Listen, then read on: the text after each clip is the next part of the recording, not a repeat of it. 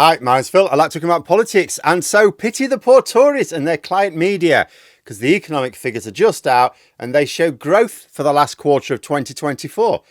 Tiny growth, of course, nothing to shout about for Labour, but then Labour haven't taken control of the economy yet anyway, because it takes a couple of years to do that. But it means the Tory press won't be able to beat Labour up for the state of the Conservatives left us in, because they were getting ready for it.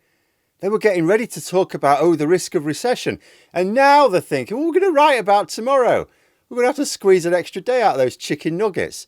And in this video, I'm going to take a little look behind the scenes of what's going on and explain why, although there's no real difference between like 0.1% growth and minus 0.1%, the way it's reported can have a very real impact. And at the end, I'm also going to talk about something the media are keeping quiet, which might be surprising for some of you. But first, for daily political commentary, please hit the subscribe button to stay notified.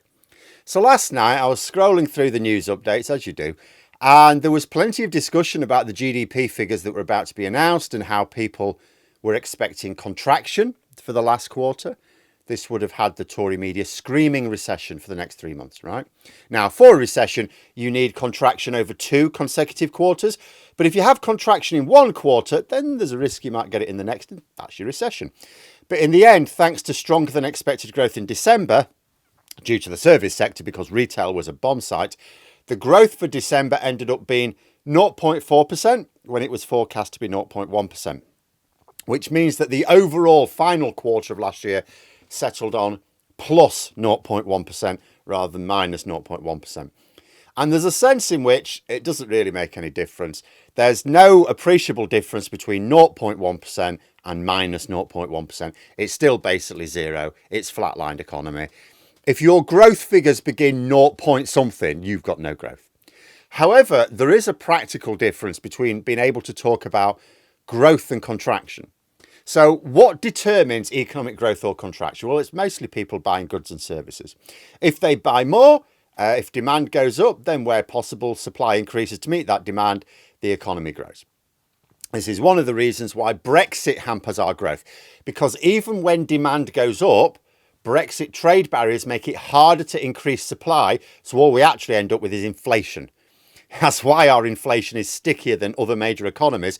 We're struggling more than others to increase supply. So what just happens is, demand goes up. You've only got so much supply, so your prices just go up. We hit our supply chains. So what causes people to stop spending as much and so lead to contraction or a risk of contraction? Well, there are 2 main things. The first is just simply not having as much money to spend. If people lose their jobs, obviously they can't spend as much. That has a knock-on effect on local businesses. If it's a large-scale job loss, then you end up with a spiral of economic decline. We saw this in the north of England during Thatcher's days. But it could just be essentials getting too expensive. And of course, they're essential, so you have to prioritise those first.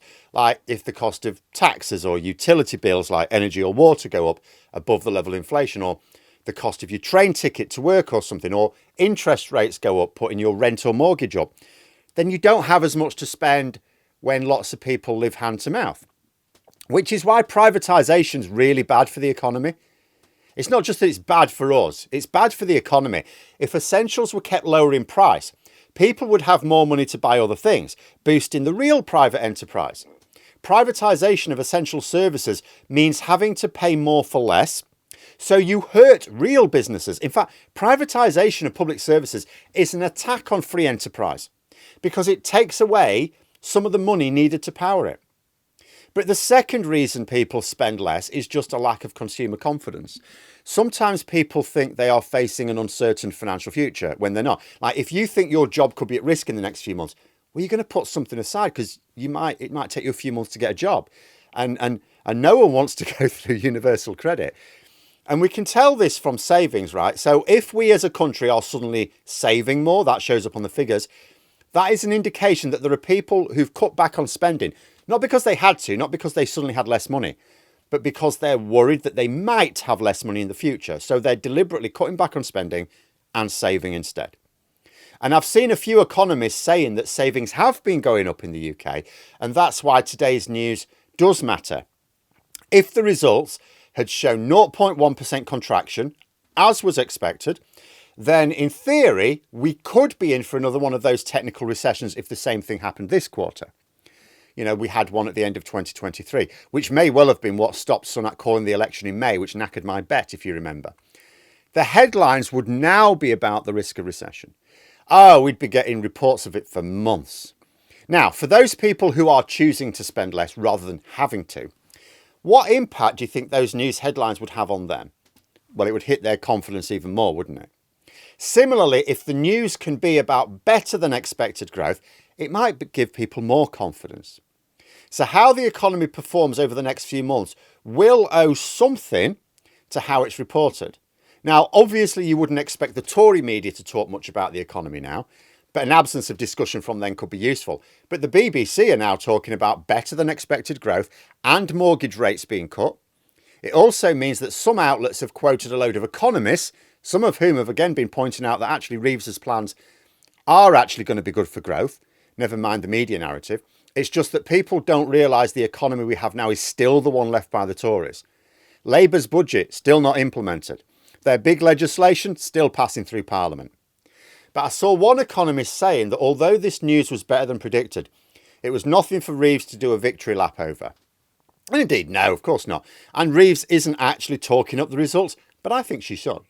And for those reasons of giving people confidence, Labour made a big mistake pushing the doom and gloom narrative last autumn. It was a big mistake. It would not surprise me if that's part of the reason consumer confidence took such a hit. And I would bet my right buttock it's part of the reason for their poor poll ratings right now, which is causing them to react in the most ridiculous ways. Confidence breeds confidence. Why should the public be confident if it looks like the government aren't? Let me finish off with something you may not realise. See, you know all that fuss about means testing winter fuel allowance for pensioners, which people are describing as removing the winter fuel allowance, which they have not. But anyway, some pensioners have missed out on £200 towards their energy bills, right? Well, which is better, a £200 grant for some people towards energy payments or £200 cheaper energy bills for everyone? Well, the second one, right? It's just as good for the pensioners, only it helps those other people on disabilities, for example, who need energy. Did you know that the current energy cap is £190 lower than it was this time last year? Plus, pension payments are higher and in real terms as well. So every single pensioner, even the ones who now don't get the winter fuel allowance, as well as especially public sector workers who got a big above inflation pay rise the minute Labour came to power, are actually better off in terms of the cost of living than they were this time last year. But a lot of people don't realise this, including the pensioners who you would think are the most affected, because nobody's pointing it out. And that includes Labour. People actually have the impression that things are worse off now, and that has to hit consumer confidence. Why haven't Labour been going out of their way to explain, actually no, energy bills are lower than this time last year, which is better for everyone, including pensioners? So Reeves should do victory laps over these figures. She's done nothing to achieve them. She'll be hoping for better figures than this once she has done something to achieve them. She can't credibly take credit or responsibility for the economic figures for another year or so. But if people are going to blame her for the shit pile the Tories left, she may as well take credit for the good news as well. And from a practical point of view, confidence is an economy booster. And confidence is not going to come from the media with a Labour government in residence, so they need to do it themselves. But there we are. Those are my thoughts. Let me know yours in the comments below. If you've enjoyed the video, please click the like button and subscribe for further content. If you'd like to support the channel further, you can click the join button for memberships. Thanks for watching. Until next time, I'll see you later.